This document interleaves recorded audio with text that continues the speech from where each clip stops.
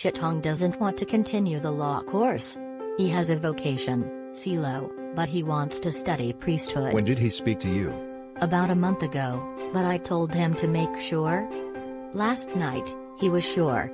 Have you noticed how devout he has been lately? Well, I would not expect it to him. Has he not always been quiet and reserved even as a boy?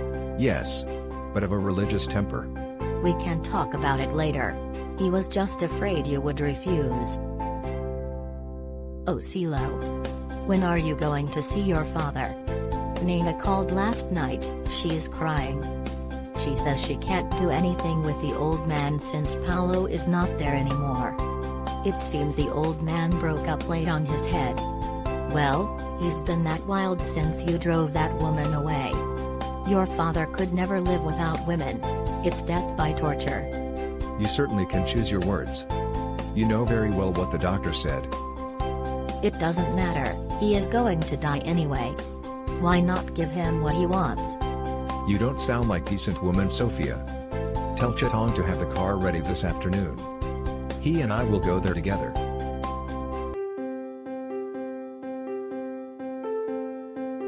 Did he know? Yes, he did. But he was not angry at all. He was actually pleased. You don't understand your father, Chitong. He is actually concerned on what you want in life. But the way he looked at me. That's probably out of your imagination. No. I could not pray anymore. I feel so empty and ridiculous, Mom. Last night, I said I was sure about these things. How should I say it? You know, Mom. He did have a hard time and you often feel sorry for him. Yes. He made possible that I should have to go to whatever I've gone through. But it is alright. It is good for me. What are you talking about, Chitong? Nothing. You're going with him this afternoon to your grandfather. He is getting worse, son. If you're going to dedicate yourself to God, then nothing else should matter to you. Exactly, Mom. I do wish that there is something that matters.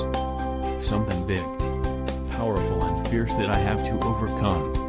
Because I love God more. But there was nothing, that's why he despised me. He does not despise you. Your mother told me that you want to abandon law. Did she tell you why? I just couldn't believe my ears. It's not sudden, Father. But I decided for this.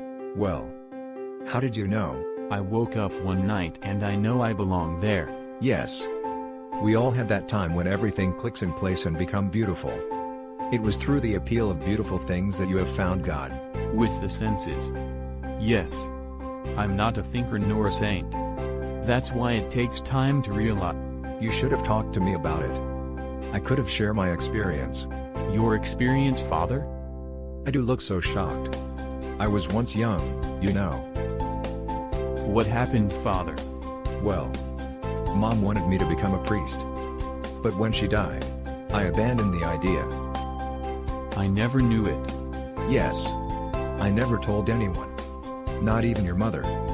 Shall we keep it a secret then? Comfortably speaking with open heart with each other, Chitong and Silo had been soft and peacefulness filled the atmosphere. A secret might have been unveiled, but more importantly the barriers then have been worn out.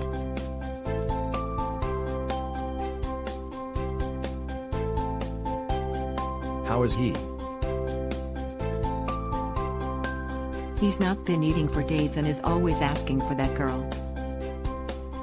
Go prepare something, Nana. I'm going to make him eat. Okay, come in. And that makes him very angry until he shouted his father to have an eat. The bond between them was already broken because of the cruel childhood he had experienced from his father.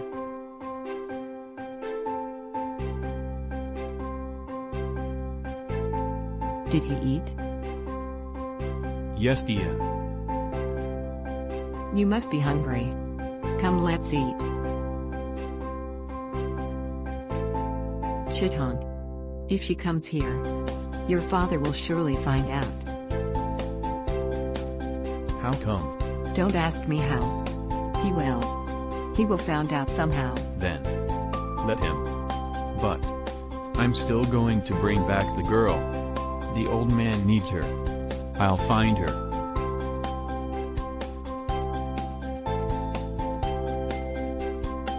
I'll come back tomorrow with the doctor. Your grandfather is still sleeping. When he wakes up, just tell him. I already left. Your mother told you that I'm willing to accept your choice. Yes, father. It is good life. And perhaps, the best for you.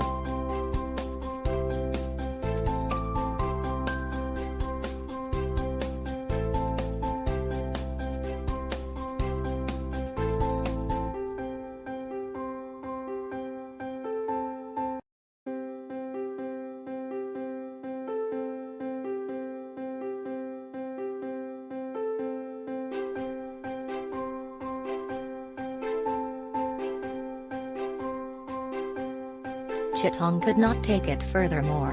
Chitong pitied his grandfather, so he planned to bring the girl back for the older Silo to be at ease. It took him almost an hour to find the house, but only a few words to make the girl come. In the middle of bring the girl to old man, Chitong was also stopped by his furious father, who shouted the girl to leave the house.